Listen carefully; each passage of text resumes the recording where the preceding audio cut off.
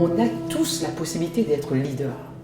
Complètement. Okay. Le tout, c'est de fixer ce qui nous empêche de croire qu'on peut devenir leader. Par exemple, tu vas avoir des personnes qui se disent, voilà, je n'ose pas prendre la parole en public. Exact. Or, ça fait partie d'une qualité essentielle d'un leader. C'est que prendre la parole en public, c'est que tu peux inspirer les gens, par exemple, en étant présent, mais à un moment donné, il faut qu'on entende ce que tu as dit. Exactement. Okay. Donc, si toi, tu as grandi dans un environnement où on t'a toujours dit, quand tu tais-toi, vas-y, la ferme, voilà, mais t'as rien à dire de bon, t'es nul. Donc, forcément, tu te dis que je n'ai rien d'intéressant à dire, je ne suis pas une personne intéressante. Tu vois.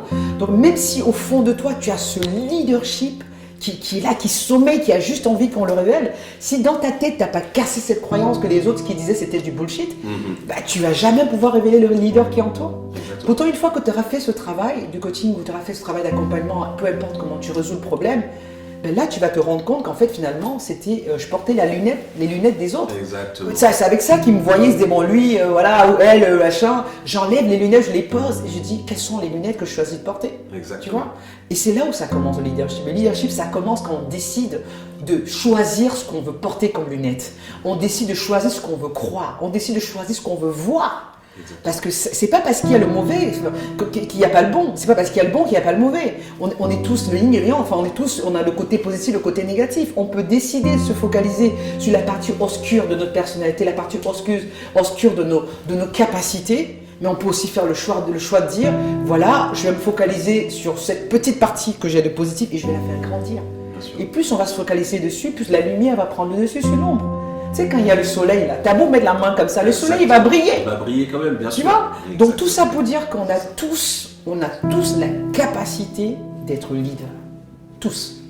Il y en a qui sont nés avec des prédispositions à l'être, mais il y en a qui peuvent, avec le travail, peuvent être meilleurs que ceux qu'on croyait être une évidence. En fait, lui, c'est évident, il est leader.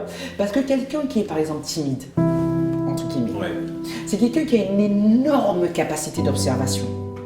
Tu vois, pendant que je te parle, je ne peux pas observer ce qui se passe. Exactement. Alors que le vrai leader, quelqu'un à qui on a dit qu'il était timide, oh il est nul, il ne peut pas parler, c'est une chance pour lui d'ailleurs, parce que du coup il a appris à observer. Parce que comme il ne peut pas parler, qu'est-ce qu'il fait?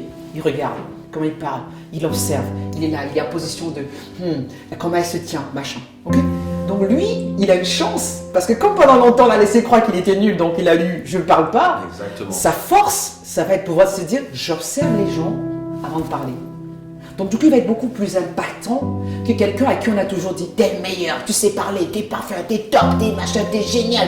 Du coup, cette personne, si elle ne fait pas attention, elle ne va pas faire le travail sur elle pour s'améliorer puisqu'on lui a toujours dit « t'es un leader né, t'es le meilleur, tu t'exprimes bien, tu as the best ». Tu vois ce que je veux dire? Donc dans tous les cas, on peut y arriver.